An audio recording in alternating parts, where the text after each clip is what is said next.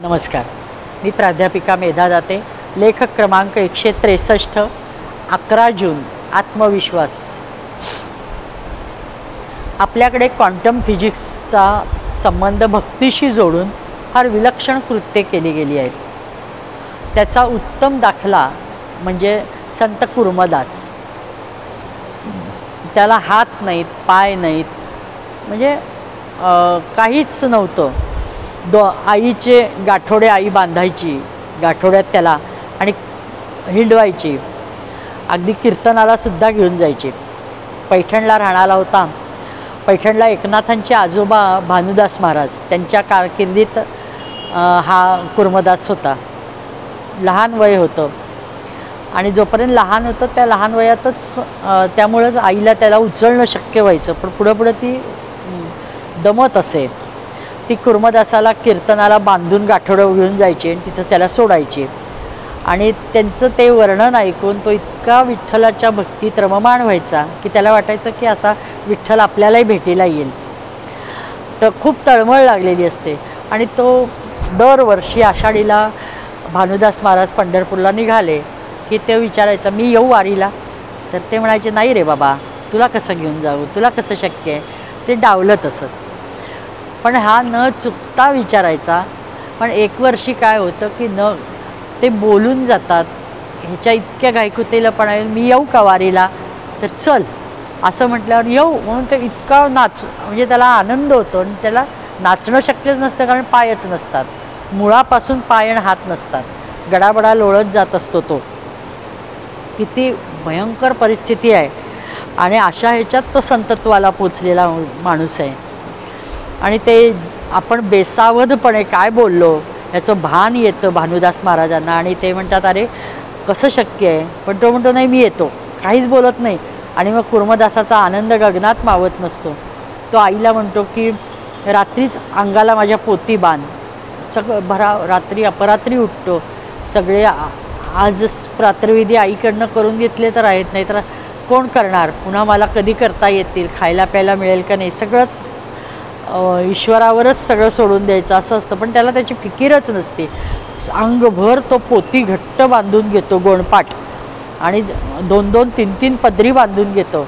आणि म्हणतो, आईला नमस्कार करतो आणि म्हणतो, मी जातो, मला परवानगी मिळाली, तू काही काळजी करू नकोस, मी विठ्ठलाकडे जातो.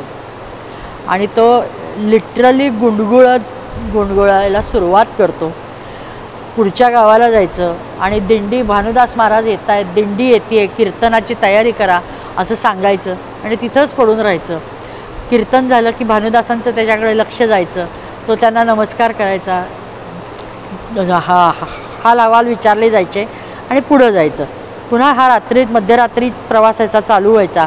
दिंड्या सकाळी उठून पुढं यायच्या. पण हा सगळा प्रकार पंढरपूरला येईपर्यंत त्या दिशेने चालू राहतो. आणि शेवटच्या मुक्कामी आल्यावर, कुर्डुवाडीच्या पुढं आल्यावर लवळपाशी येतो आणि त्याची ताकद संपती. 15-20 दिवस तो बिना अन्न पाण्याचा आलेला असतो. कारण खाल्लं तर बाकीचे विधी कोण करणार?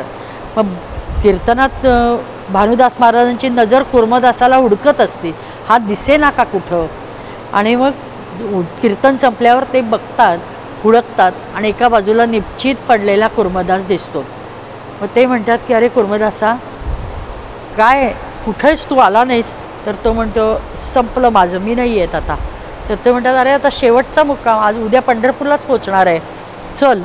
तर तो म्हणतो, नाही, आता माझी ताकद संपली आता. आणि त्याचा आवाज इतका खोल गेलेला असतो, तो ऐकून एकदम भानुदास महाराज म्हणतात, अरे तू काय खात होतास?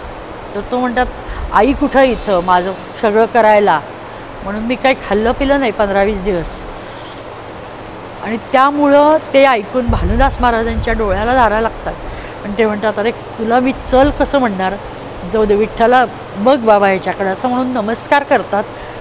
आणि आम्ही जाऊन येतो. येताना तुझी पुन्हा गाडी घेतो, बघू काय करता आलं तर बैलगाडीत टाकून तुला नेऊ, असं भानुदास महाराजांच्या डोक्यात असतं. ते पंढरपूरला 22वा दिवस असतो तो. 22 दिवसात जेवलेलो नाही. महाराजांना खूप सुटपुट लागते. हे सगळं ऐकतात, पण त्यांना पुढं जाणं भाग असतं. त्याचं पोती जिथं गुंडाळलेली असतात ते सगळं शरीर रक्तबंबाळ झालेलं असतं आणि पोत्यातून काटे घुसलेले असतात, दगड काचा सगळं काही देहात घुसलेलं असतं. आणि तो म्हणतो की तुम्ही जा, पांडुरंगाला सांगा मी तुमचा भक्त एक इथं आलो आहे, इथपर्यंत आलो, पुढच्या जन्मात पाय दिलेस तरी असं सांगतो आणि तो निश्चित पडतो. हे पंढरपूरला येतात, दर्शन घेतात. पांडुरंगाच्या तिथं गेल्यावर त्यांना कुर्मदासाचं स्मरण होतं. पण त्याच दिवशी त्या रात्री पांडुरंग मात्र त्याला दर्शन द्यायला येतात आणि त्याची त्याला इतकी खात्री असते. तो म्हणतो, पांडुरंग त्याला म्हणतात, उठ भानुदास, ओळखलंस का? तर तो पांडुरंगाला मनानेच नमस्कार करतो आणि विठ्ठला कोण आहेस? तर तो म्हणतो, अरे तू इथपर्यंत वारी केलीस ना, म्हणून मीच तुला भेटायला आलो. देव त्याच्याशी अतिशय लढवाळपणे वागतात. म्हणजे देव भावाचा भुकेला जे म्हणतो आपण, ते इथं प्रचिती येते याची. आणि ते म्हणतात की अरे तू इथपर्यंत वारी केलीस, तुझी पोचली वारी मला. तर तो म्हणतो, कुर्मदास हे म्हणतो, खरं सांगू का देवा, तू आलायस ना नक्की? भानुदास महाराजांनी कीर्तनात सांगितलंच होतं की तो येणार, नक्की येणार, आणि म्हणून तू आलास. त्याला अतिशय आनंद होतो. देव त्याचं मस्तक मांडीवर ठेवतात आणि त्याला शेवटचंच आता तू विश्रांती घे सांगतात. तो अतिशय लढवाळपणाने हा विशीच्या उंबरठ्यात असणारा कुर्मदास आपलं देवानी मांडीवर डोकं घेतल्यावर त्याला खूप आनंद होतो आणि तो ते डोकं घुसळतो की खरंच देवा तू आलायस, मला नमस्कार, म्हणून तर ते डोकं घुसळतो आणि तो प्राण होतो. येताना ही बातमी कळती आणि तिथं ते भानुदास महाराजांना की हा गेलाय कुर्मदास, ते तिथं थांबतात, कीर्तन उत्सव करतात आणि परत निघतात. म्हणजे श्रद्धेला तोड नाही म्हणतात, पण ती कुठल्या प्रकारची काहीही नसताना अशी श्रद्धा असणं हे किती अजब आहे.